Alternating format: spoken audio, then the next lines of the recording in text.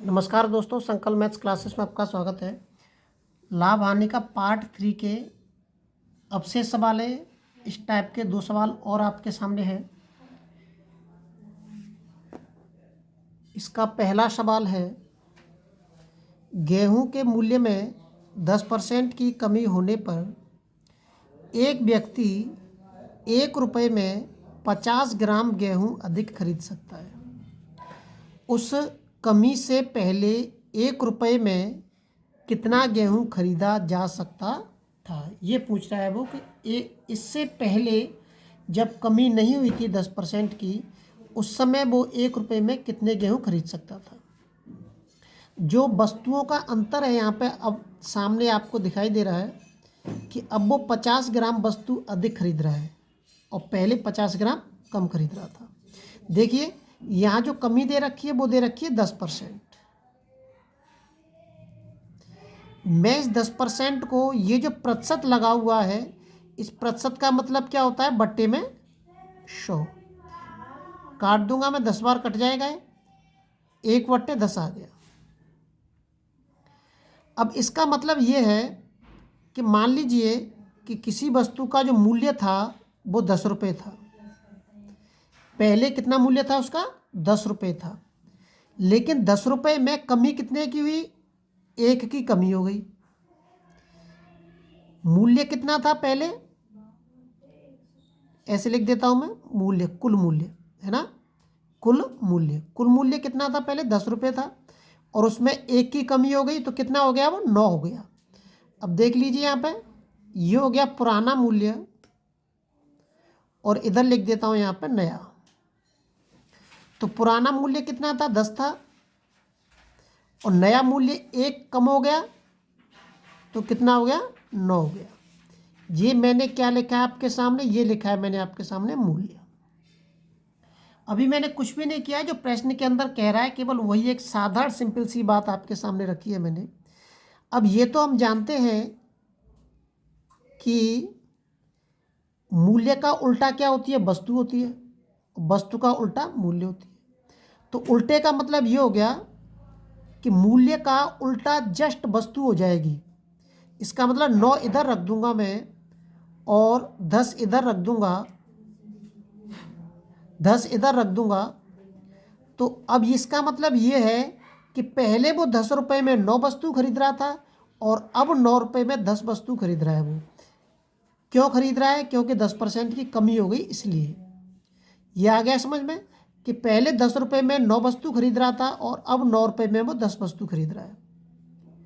यहाँ जो वस्तुओं का जो अंतर है वो हमें साफ दिखाई दे रहा है दोनों वस्तुओं में, कि पहले 9 वस्तु थी और अब 10 वस्तु हैं। दोनों वस्तुओं का जो अंतर है वो कितने का है, 1 का अंतर है दोनों वस्तुओं में। और प्रश्न के अंदर वस्तुओं का अंतर कितना है, प्रश्न के अंदर जो वस्तु का अंतर दे रखा है वो दे रखा है 50 ग्राम।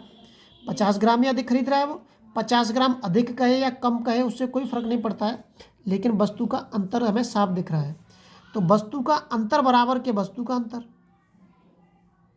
50 ग्राम। इसमें मैं क्या कोई कैलकुलेशन कर सकता हूँ, कुछ भी नहीं हो सकता है। अब इस 50 का अगर आप यहाँ गुणा कर देंगे तो आपको कुल वस्तु पता चल जाएगा। यहाँ गुणा कर देंगे तो पुरानी वस्तु पता चल जाएगा। गुणा कर दीजिए, इसमें गुणा के कर दीजिए इस 50 का, तो कितनी हो जाएगी, 500 वस्तु। मतलब वर्तमान समय में वो 500 वस्तु खरीद रहा है और पहले कितनी खरीद रहा था, ये भी देख लेते हैं हम। गुणा कर देते हैं यहाँ पे भी 50 का, तो 9 पन्ना 45। पहले खरीद रहा था वो 450 वस्तु। दोनों पता चल गया आपको कि पहले वो 450 वस्तु खरीद रहा था और 10% की कमी होने पर वो 500 वस्तु खरीद रहा है। आ गया समझ में। लेकिन यहाँ पे तो ये वस्तुओं की संख्या उसने प्रश्न केवल यहाँ तक पूछा है उसने, ये आपका उत्तर आ गया, केवल यही पूछ रहा है वो। लेकिन हो सकता है वो मूल्य भी पूछे, वो मूल्य भी पूछ सकता है। तो मूल्य वाले सवाल मैंने पिछले वीडियो में बता चुका हूँ, मैं कई बार बता चुका हूँ। तो मूल्य सीधा सिंपल है कि पहले भी वो 1 रुपये खर्च कर रहा था और अभी भी 1 रुपये खर्च कर रहा है। और अगर हमें मूल्य का पता करना है तो जो हमारे रुपए हैं, टोटल रुपए, उसमें आप वस्तु का भाग दे दीजिए तो आपका पुराना मूल्य पता चल जाएगा। इस वस्तु का भाग दे देंगे तो नया मूल्य पता चल जाएगा। अगर मैं 450 का 1 में भाग दे दूंगा तो मुझे पुराना मूल्य पता चल जाएगा प्रति ग्राम के हिसाब से, और 500 का भाग दे दूंगा 1 रुपये में तो नया मूल्य पता चल जाएगा प्रति ग्राम के हिसाब से, क्योंकि वो 1 रुपया पहले भी खर्च कर रहा था और 1 रुपया अभी भी खर्च कर रहा है।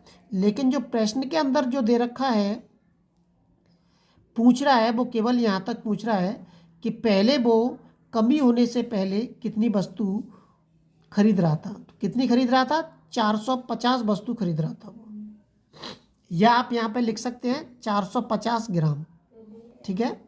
ऐसे भी लिख सकते हैं इसको 450 ग्राम, इसको ग्राम लिख दीजिए, ग्राम में दे रखा है वो, आप ग्राम लिख सकते हैं इसको 450 ग्राम। या हो सकता है यहाँ पे 50 ग्राम की जगह 50 आम दे दे, वो संख्या में भी दे सकता है वो। अगला सवाल देखते हैं हम। अगला जो सवाल दे रखा है, चीनी की कीमत में 25% की वृद्धि हो गई। कितने की वृद्धि हुई है? 25% की। यदि एक गृह स्वामी चीनी पर अपना खर्च बढ़ाना न चाहे तो उसे उसकी खपत में कितनी कमी करनी होगी, ये पूछ रहे हैं। क्या उसे उसकी खपत में कितनी कमी करनी होगी? तो वृद्धि कितनी हुई है हमारी? 25% की। केवल हमें खपत में कमी करनी है। वो कह रहा है कि मैं ज़्यादा खर्च नहीं कर सकता हूँ, मेरा खर्चा उतना ही रहेगा जितना पहले था। तो देखिए, एक तो सीधा करते हैं हम वैसे ही कि मैंने मान लिया कि पहले वो केवल 100 रुपये ही खर्च कर रहा था, और जैसे ही वृद्धि होती है तो जिस चीज वस्तुएं थी उनकी कीमत होगी 125 रुपये। जिन वस्तुओं को पहले वो 100 रुपये में लेके आ रहा था, वो वस्तुएं अब कितने में आ रही हैं? 125 रुपये में आ रही हैं। वृद्धि हो गई। चीनी की कीमत में क्या हो गई? वृद्धि हो गई हमारी। तो अब मैं कमी करूँगा तो जाहिर सी बात है कि अगर मुझे कमी करनी होगी तो इसमें ही कमी करूँगा मैं, इसमें तो कमी करूँगा नहीं। जितनी वृद्धि हुई है उस वृद्धि के अंदर ही कमी करूँगा मैं। और कमी कितनी कमी करूँगा ताकि मुझे वापस 100 पे वापस आ जाए। आप इसको परसेंटेज लिख दीजिए, उससे कोई फर्क नहीं पड़ता कि मतलब पहले 100% था और अब 125% हो गया। आप कुछ भी लिख सकते, इस पर कुछ भी लिख दीजिए, उससे कोई दिक्कत नहीं है। तो मुझे कमी कितने में, इसमें कमी करनी है 125 में। कितनी कमी करनी है ताकि मैं वापस 100 पे पहुंच जाऊं? 25 की कमी करनी है। कितनी कमी करनी है? 25 की। किस में कमी करनी है मुझे? किस में कमी करनी है मुझे कमी करनी है 125 में। अब मुझे इसमें परसेंटेज में कन्वर्ट करने के लिए मैंने इसमें 100 का गुणा कर दिया। तो 25 पंजे 125 और 5 दूनी 10, ये आ गया 20%। तो उसको अपनी खपत में, जो खपत का मतलब जो चीनी वो खाते हैं घर पे, जो खर्च करते हैं चीनी, अब वो चीनी में 20% की कमी कर देंगे। वो कैसे भी करें, कौन कम खाना शुरू करता है ये तो घर के अंदर ही पता चलेगा भाई कि अपनी चीनी कौन कम करता है। तो 20% वो कम कर देंगे चीनी। और यदि अब जैसे परसेंटेज से मैंने ऊपर अभी सवाल किया था, परसेंटेज से, इससे तो आप चाहें तो इससे भी कर सकते हैं। 25%, 25% को क्या लिख सकता हूँ मैं? 25/100 लिख सकता हूँ। 25 चौका 100, 1/4। तो यही चीज़ आ गई। देखिए वो भी कि पहले जो कीमत थी चीनी की वो 4 थी और वृद्धि कितने की हो गई? 1 की। ठीक है, पहले चीनी की कीमत कितनी थी? 4 थी, और कितने की वृद्धि हो गई? 1 की वृद्धि होगी इसकी, 1 की। तो 1 की वृद्धि हुई और पहले की कीमत 4 थी। तो कैसे लिख सकता हूँ मैं इसको? 4 में वृद्धि हुई 1 की तो बढ़ के कितनी होगी उसकी कीमत? 5 हो गई। 4 में 1 की वृद्धि हुई तो बढ़ के कितनी हो गई? 5 हो गई। अगर वो कमी की कहता तो मैं 4 में से 1 को घटा देता। तो अब मुझे कमी किस में करनी है? इस 5 में ही कमी करनी होगी। 5 में कितने की कमी करूं मैं कि ताकि वापस 4 पे आ जाऊं? 1 की कमी कर देता हूं। किस में कमी करूंगा मैं? 5 में इंटू के 100, कितना आ गया? 20%। ये भी आपका 20% निकल के आ गया। आप चाहें तो ऐसे भी सवाल को हल कर सकते हैं। आज टाइम के अभाव के कारण आपके सामने 2 ही सवाल मैं प्रस्तुत कर रहा हूँ। अगले वीडियो में आपसे हम फिर मिलते हैं।